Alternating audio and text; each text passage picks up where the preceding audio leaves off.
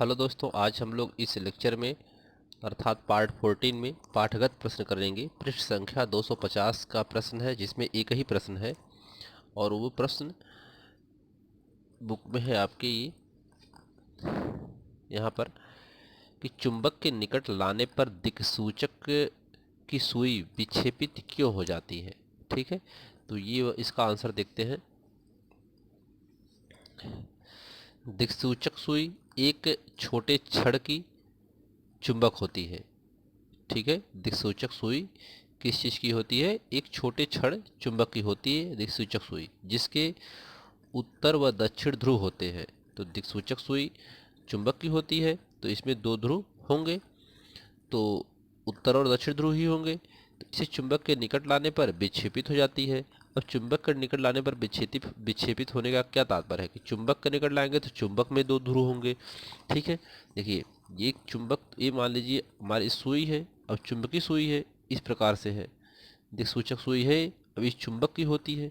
अब एक चुंबक हम लाते हैं यहाँ पे, तो ये मान लीजिए इसका यन ध्रुव है, यस ध्रुव है, और इसका यन ध्रुव है, इसका यस ध्रुव है चुंबक का। जब दिक्सूचक सुई को इस चुंबक के पास लाएंगे तो ये विक्षेपित होती है। क्यों? जब यन ध्रुव होगा तो इसको क्या करेगा? आकर्षित करना शुरू कर देगा, एक दूसरे को आकर्षित कर लेंगे, खींच लेंगे। ठीक है, तो एक सीध में ये विक्षेपित हो जाएगी, तब सुई हमारी इस तरीके से हो जाएगी, यन ध्रुव यहाँ आ जाएगा।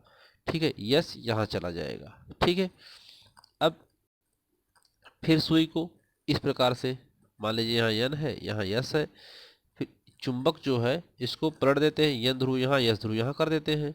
तो सुई के क्या होगा? यह सिरा इधर आ जाएगा यहाँ पे, और यन यहाँ चला जाएगा। तो इस तरीके से विक्षेपित हो जाएगी।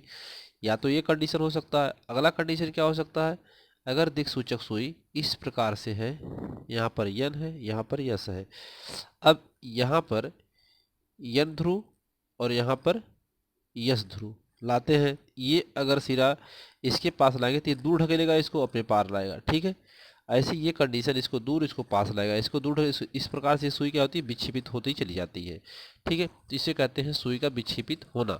तो वही यहाँ पे दिक्सूचक सुई एक छोटे छड़ की चुंबक की होती है, जिसके उत्तर व दक्षिण ध्रुव होते हैं। इसे चुंबक के निकट लाने पर विक्षेपित हो जाती है। क्योंकि अगर आप और लिखना चाहते हैं तो लिख सकते हैं, क्योंकि चुंबक के समान ध्रुवों में आकर्षण और असमान ध्रुवों में प्रतिकर्षण होता है, तो जिसके कारण दिक्सूचक सुई विक्षेपित हो जाती है।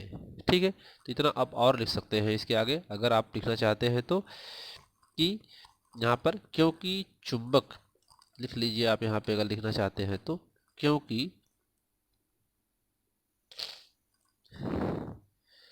चुंबक के सजातीय ध्रुवों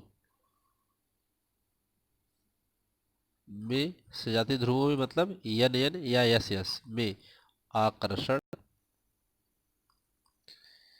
तथा तथा विजातीय ध्रुवों में प्रतिकर्षण होता है। ठीक है, तो इसलिए क्या करती है? विक्षेपित होती रहती है सुई।